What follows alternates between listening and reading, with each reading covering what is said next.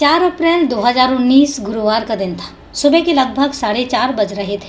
सिपाही नीलम शर्मा की सुबह 5 बजे से दोपहर 1 बजे तक मथुरा के श्री कृष्ण जन्म स्थान पर ड्यूटी लगी हुई थी। नीलम ने तैयार होकर अपना लंच बॉक्स पिट्ठू बैग में रखा और दामोदरपुरा के मुख्य द्वार पर प्याऊ के पास पहुंच गई। यहीं पर रोजाना उसे लेने के लिए पुलिस की बस आती थी। प्याऊ के पास खड़ी होकर वह स्टाफ के बस का इंतजार करने लगी। तो दोस्तों, क्या है नीलम शर्मा की पूरी कहानी और क्या हुआ था उसके साथ या उसने क्या देखा था, ये सब बिल्कुल सस्पेंस है, लेकिन हम जानेंगे पूरे विस्तार से। लेकिन उससे पहले नमस्कार दोस्तों, क्राइम चैनल पर मैं आपका स्वागत करती हूं और उम्मीद करती हूं कि आप सब लोग स्वस्थ होंगे, सुरक्षित होंगे। दोस्तों, कहानी में आगे बढ़ें उससे पहले ये कहना चाहूँगी कि अगर आप चैनल पर नए हैं या अभी आप पहली बार वीडियो वॉच कर रहे हैं या अभी तक आपने चैनल को सब्सक्राइब नहीं किया है, तो हम्बल रिक्वेस्ट है कि आप सबसे पहले चैनल को सब्सक्राइब कर लीजिए और इसके साथ ही बेल आइकन प्रेस करना ना भूलें आगे की नोटिफिकेशन के लिए। और इसके साथ ही साथ कहानी में लास्ट तक बने रहें और कहानी के बारे में आपकी क्या राय है कमेंट करके ज़रूर बताएं। और वीडियो के लास्ट में आपके कमेंट्स और मेरे जवाब का सिलसिला। तो चले दोस्तों, आपका समय नहीं लेते। और हाँ, चूँकि आज चुनाव डिक्लेयर होनी है, चुनाव के नतीजे आज डिक्लेयर होने हैं, तो शाम तक देखते हैं किसकी सरकार बनती है। पर उससे पहले आप सबको कंग्रेचुलेशंस मेरी तरफ से। तो चले दोस्तों, अब आपका समय नहीं लेते और जानते हैं कि आखिर ये पूरी कहानी है क्या। बस आने से लगभग 5 मिनट पहले एक कार नीलम शर्मा के लगभग 200 मीटर की दूरी पर आकर रुकती है। उस समय नीलम का ध्यान अपनी बस की ओर ही था। अचानक आगे बढ़ी कार नीलम के पास आई। झटके से रुकी कार से उतरकर एक युवक तेजी से नीलम की ओर बढ़ा, जबकि कार में बैठे अन्य युवकों ने कार स्टार्ट कर रखी थी।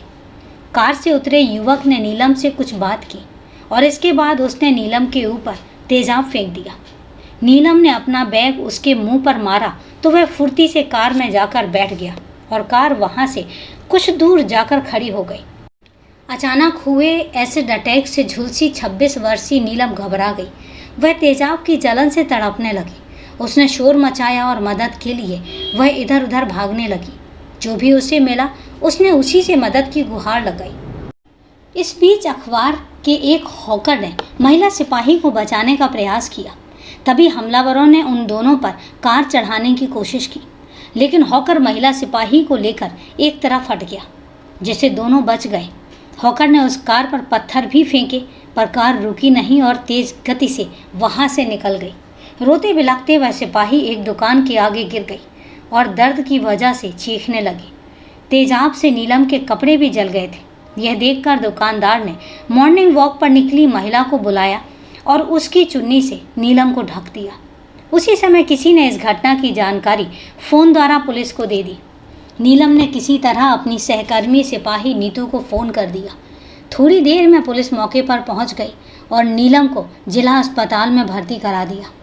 जानकारी मिलते ही SSP Satyarth Anirudh Pankaj, SP city Rajesh Kumar Singh, SP crime Ashok Kumar Meena, SP सुरक्षा ज्ञानेंद्र कुमार सिंह भी अस्पताल पहुंच गए। फॉरेंसिक टीम ने भी घटनास्थल पहुंचकर साक्ष्य इकट्ठा किए। यह घटना विश्व प्रसिद्ध धार्मिक नगरी मथुरा में घटी थी। नीलम पिछले 1 साल से थाना सदर बाजार क्षेत्र के दामोदरपुरा में प्रधान सुरेंद्र सिंह के यहाँ अपनी सहकर्मी नीतू के साथ रह रही थी। नीलम के मकान मालिक सुरेंद्र सिंह भी नीतू के साथ अस्पताल पहुंच गए। महिला सिपाही नीलम पर एसिड अटैक की घटना से पुलिस महकमे में हड़कंप मच गया। पूछताछ में नीलम ने पुलिस को बताया कि इस वारदात को संजय नाम के युवक ने अपने साथियों के साथ अंजाम दिया था। वह संजय को पहले से जानती थी। नीलम ने सदर बाजार थाने में संजय सिंह उर्फ बिट्टू निवासी नेमताबाद खोरजा बुलंदशहर व सोनू सहित 4 लोगों के खिलाफ रिपोर्ट दर्ज करा दी। धारा 326 ए, 332 व 506 के तहत मुकदमा दर्ज कर पुलिस हमलावरों की तलाश में जुट गई। जिला अस्पताल के डॉक्टरों ने बताया कि नीलम तेजाब से लगभग 45% झुलस गई है।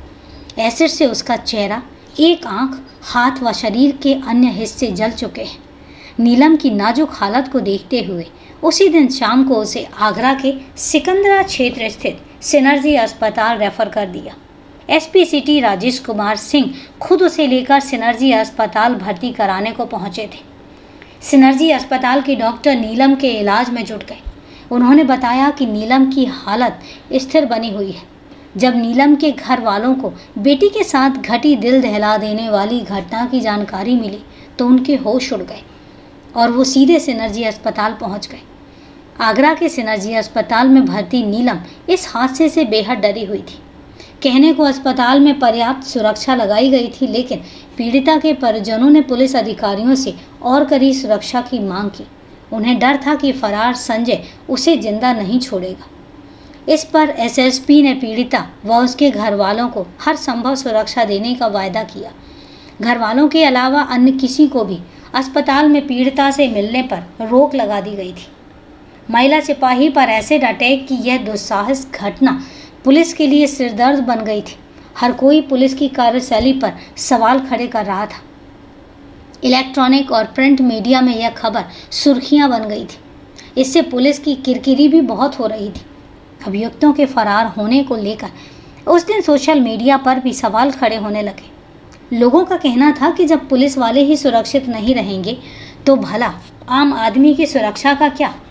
उत्तर प्रदेश के पुलिस के मुखिया ओपी सिंह ने मथुरा के एसएसपी सत्यार्थ अनिरुद्ध पंकज से महिला कांस्टेबल नीलम शर्मा पर हुए एसिड अटैक की पूरी जानकारी ली। उन्होंने निर्देश दिए कि हमलावरों को तत्काल गिरफ्तार किया जाए। इस एसिड अटैक के लिए जिम्मेदार कहीं भी हों, उन्हें ढूंढ निकाला जाए।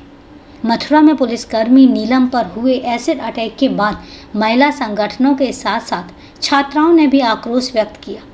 वात्सल्य public school, Radha Kund, Charkula global public school और गौर शिक्षा निकेतन में शिक्षिकाओं एवं छात्र छात्राओं ने पीड़िता के शीघ्र स्वस्थ होने की कामना की।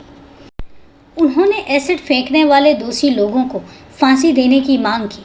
वहीं आगरा के सिनर्जी अस्पताल में भर्ती नीलम को देखने के लिए महिला शांति सेना की सदस्याएं भी पहुंची। संरक्षिका कुंदनिका शर्मा ने आरोपियों को शीघ्र पकड़ने और कड़ी सजा दिलाने की मांग की। एसएसपी सत्यार्थ अनिरुद्ध पंकज ने आरोपियों को पकड़ने के लिए अलग अलग थानों के तेज तर्रार पुलिस अफसरों की 5 पुलिस टीमें बनाई। ये टीमें मथुरा के अलावा खुर्जा और बुलंदशहर जाकर आरोपियों को तलाशने में लग गई। इस बीच पुलिस को हमलावरों की कार्ड नंबर DL2PA 8381 घटना स्थल से कुछ दूर लावारिस हालत में खड़ी मिली। कार पुलिस ने जब्त कर ली थी। पुलिस टीम ने अगले दिन 5 अप्रैल को शाम 5 बजे मुखबिर की सूचना पर एक आरोपी सोनू को गिरफ्तार कर लिया। पूछताछ में उसने बताया कि नीलम शर्मा के ऊपर तेजाब संजय सिंह ने डाला था। सोनू की निशानदेही पर रात के करीब 11 बजे घटना के मुख्य आरोपी संजय सिंह को मुठभेड़ के बाद यमुना पार इलाके से राया रोड स्थित राधे कोल्ड स्टोरेज के पास से गिरफ्तार कर लिया गया। मुठभेड़ के दौरान संजय सिंह के बाएं पैर पर गोली लग गई थी। पुलिस ने इलाज के लिए उसे अस्पताल में भर्ती करा दिया। संजय के कब्जे से पुलिस ने एक तमंचा और एक बाइक बरामद की। पुलिस ने संजय सिंह से जब सख्ती से पूछताछ की तो सिपाही नीलम शर्मा पर एसिड अटैक करने की जो कहानी सामने आई वह प्यार की चाशनी में डूबी हुई निकली। नीलम शर्मा मूल रूप से उत्तर प्रदेश के जिला बुलंदशहर की कोतवाली शिकारपुर के गांव आंचरू कला की रहने वाली थी। उसके पिता का नाम सुंदरलाल शर्मा था, जबकि मुख्य आरोपी संजय सिंह खुर्जा में एक कंप्यूटर सेंटर चलाता था। जब नीलम पढ़ाई कर रही थी तब उसका संजय सिंह की दुकान पर आना जाना लगा रहता था। संजय और नीलम की मुलाकात कंप्यूटर सेंटर में हुई तो बाद में दोस्ती में बदल गई। दोस्त बन जाने के बाद दोनों फ़ोन पर भी बातें करने लगे। दोस्ती बढ़ी तो संजय नीलम को एक तरफा प्यार भी करने लगा, जबकि नीलम उसे केवल अपना दोस्त ही समझती थी। एक दिन संजय ने अपने मन की बात नीलम के सामने जाहिर कर दी तो नीलम ने उसे झिड़क दिया और उससे दूरी बना ली। इस पर संजय ने इस बारे में नीलम के घर वालों से बात की। चूँकि संजय उनकी बिरादरी का नहीं था, इसलिए नीलम के पिता सुंदरलाल शर्मा ने नीलम की शादी संजय से करने से मना कर दिया। इसके बाद नीलम की सन 2016 में उत्तर प्रदेश पुलिस में कांस्टेबल के पद पर नौकरी लग गई। नौकरी लगने के बाद भी संजय ने उसे परेशान करना बंद नहीं किया और कोई रास्ता ना देख नीलम ने अपना फ़ोन नंबर बदल दिया। लेकिन इसके बावजूद भी संजय ने उसे ढूंढ निकाला और परेशान करने लगा। संजय लगातार उस पर शादी के लिए दबाव बना रहा था। इससे परेशान होकर नीलम ने घर वालों से उसकी शादी कहीं दूसरी जगह तय कर दी। यह बात संजय को बुरी लगी और उसे लगने लगा कि उसकी प्रेमिका अब किसी और की हो जाएगी। सन 2017 में नीलम की पोस्टिंग मथुरा में हो गई। कुछ दिनों वह पुलिस लाइन में रही और इसके बाद सन 2018 में उसकी तैनाती श्री कृष्ण जन्मस्थली की सुरक्षा में हो गई। इस पर नीलम मथुरा के दामोदरपुरा में प्रधान सुरेंद्र सिंह के यहाँ किराए पर रहने लगी। उसने अपनी बैचमेट और सहेली नीतू को भी अपने कमरे में अपने साथ रख लिया। पुलिस द्वारा की गई पूछताछ में संजय सिंह ने बताया कि वह नीलम से प्यार करता था। उससे उसकी पिछले 10 सालों से जान पहचान थी। वह उससे शादी भी करना चाहता था, लेकिन उसने बात तक करनी बंद कर दी थी। जब उसे पता चला कि नीलम की शादी कहीं और तय हो गई है, तब उसने तय कर लिया था कि वह अपनी प्रेमिका को किसी और की हरगिज नहीं होने देगा। उसकी शादी रोकने के लिए उसने नीलम के ऊपर तेजाब डालने का फैसला किया। इस काम के लिए उसने अपने दोस्तों हिमांशु ठाकुर, बॉबी, किशन शर्मा और सोनू को तैयार कर लिया और ये सब उसकी प्रेम कहानी को जानते भी थे। सबसे पहले इन लोगों ने नीलम के आने जाने के मार्ग की रेकी की और उसके बाद पता चल गया कि वह ड्यूटी श्री कृष्ण जन्मस्थली पर करती है और वह सुबह पैदल ही दामोदरपुरा के प्याऊ पर पहुंचती है और वहां से वह पुलिस की बस में बैठकर जाती है। उन्होंने प्याऊ के पास ही योजना को अंजाम देने का फैसला कर लिया और यह भी तय कर लिया था कि यदि नीलम बच गई तो उसे गोली मार देंगे और अगर उसके साथ उसकी सहेली नीतू भी हुई तो उसे भी जिंदा नहीं छोड़ेंगे। सभी ने बॉबी की कार से घटना को अंजाम देने की बात तय कर ली।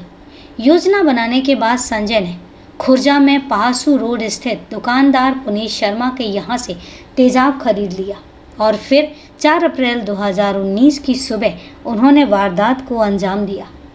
संजय की निशानदेही पर पुलिस ने तेजाब विक्रेता पुनीत शर्मा को भी गिरफ्तार कर लिया और इसके बाद पुलिस ने संजय सिंह, सोनू और पुनीत शर्मा को कोर्ट में पेश कर संजय का रिमांड मांगा। गोली लगने की वजह से संजय अस्पताल में भर्ती था। अदालत ने पुलिस की मांग मंजूर कर सोनू और पुनीत को जेल भेज दिया और गोली से घायल संजय को पुलिस कस्टडी में सौंप दिया। पुलिस को अभी कई आरोपी गिरफ्तार करने थे। संजय की निशानदेही पर 6 अप्रैल को पुलिस ने बॉबी और किशन शर्मा को गोकुल वैराड मोड़ से गिरफ्तार कर लिया। शाम 6 बजे के करीब वे दोनों मथुरा आए हुए थे। पुलिस के अनुसार उनका अपराध इसलिए भी गंभीर हो गया था क्योंकि उन्होंने संजय को रोकने की बजाय उसको उकसाया था। पुलिस ने दोनों आरोपियों से पूछताछ कर रविवार को जेल भेज दिया। एसिड अटैक को अब तक 5 आरोपी गिरफ्तार किए जा चुके थे और अभी एक आरोपी हिमांशु ठाकुर पुलिस की गिरफ्त से दूर था। पुलिस को 9 अप्रैल 2019 को पता चला कि फरार आरोपी हिमांशु मथुरा आ रहा है।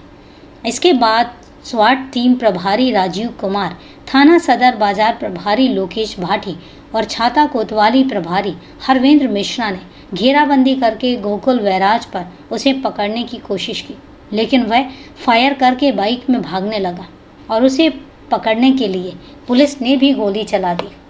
गोली उसकी दाहिनी टांग में लगी। घायल आरोपी वहीं पर गिर गया और इसके बाद पुलिस ने उसे हिरासत में लेने के बाद जिला अस्पताल में भर्ती करा दिया। हिमांशु के सीधे हाथ की उंगलियां तेजाब से जल चुकी थी। पुलिस ने उसके पास से बाइक व तमंचा भी बरामद किया। पूछताछ में उससे काम की कई बातें पता चली। हिमांशु को भी अदालत में पेश किया और जहां से उसे 14 दिन की न्यायिक हिरासत में भेज दिया गया। उधर मुख्य आरोपी संजय सिंह, जिसकी बाईं टांग पर गोली लगी थी, उसका ऑपरेशन किया गया और उसे 2 यूनिट खून भी चढ़ाया गया। प्रेस कॉन्फ्रेंस में एसएसपी ने बताया कि आरोपी संजय ने जबरन शादी के लिए इस घटना को अंजाम दिया था। महिला पुलिसकर्मी पर एसिड अटैक की दिल दहला देने वाली घटना में शामिल सभी 6 आरोपी गिरफ्तार कर लिए गए। इनमें से 4 को जेल भेज दिया गया, जबकि 2 घायल आरोपी अस्पताल में भर्ती हैं, जहां उनका उपचार चल रहा है। सभी पर एनएसए भी लगाया गया था। एसिड अटैक से घायल महिला पुलिसकर्मी नीलम की हर संभव सहायता की जाएगी। तो दोस्तों, ये थी दिल दहला देने वाली कहानी। और कहानी को लास्ट तक सुनने के लिए आपका तहे दिल से धन्यवाद। अब सिलसिला शुरू होता है आपके कमेंट्स और मेरे जवाब का। तो मेरे पास जो सबसे पहले कमेंट आया है वो है बरार लकी जी का, और बरार लकी जी ने स्टोरी पर कमेंट किया है कि वेरी सैड स्टोरी। तो बरार जी सीरियसली कहूँ तो क्राइम स्टोरी जितनी भी होती हैं कभी भी कोई हैप्पी एंडिंग तो होती नहीं है, हमेशा सैड स्टोरी ही होती है। हाँ, फ़र्क सिर्फ इतना होता है कि कुछ स्टोरी ऐसी होती हैं जो दिल दहला देती हैं और कुछ स्टोरी ऐसी होती हैं जो एक नॉर्मल एक शॉक देती हैं। लेकिन हकीकत बात यह है कि क्राइम स्टोरीज हमेशा ही दिल दहला देने वाली होती हैं। इसके अलावा मेरे पास कमेंट आया है खादिम हुसैन जी का, और उन्होंने लिखा है कि डू यू हैव इंस्टाग्राम। तो सॉरी, मैं इंस्टाग्राम अकाउंट है लेकिन मैं यूज़ नहीं करती हूँ, तो आपको अगर मैं अकाउंट दे भी दूँ तो कोई फ़ायदा नहीं है। तो इसलिए मैं यही कहूँगी कि मैं इंस्टाग्राम अकाउंट ज़्यादा यूज़ ही नहीं करती हूँ, और ज़्यादा तो क्या, मैं कभी उसको देखती भी नहीं हूँ। तो sorry, I don't have Instagram account. इसके अलावा मेरे पास जो कमेंट आया है वो है सुमंता चौटाई जी का। सुमंता चौटाई जी कहती हैं कि नाइस स्टोरी।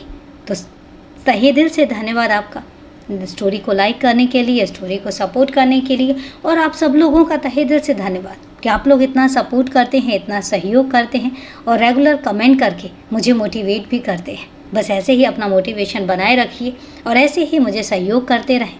तो चलिए दोस्तों, आज के लिए इतना ही।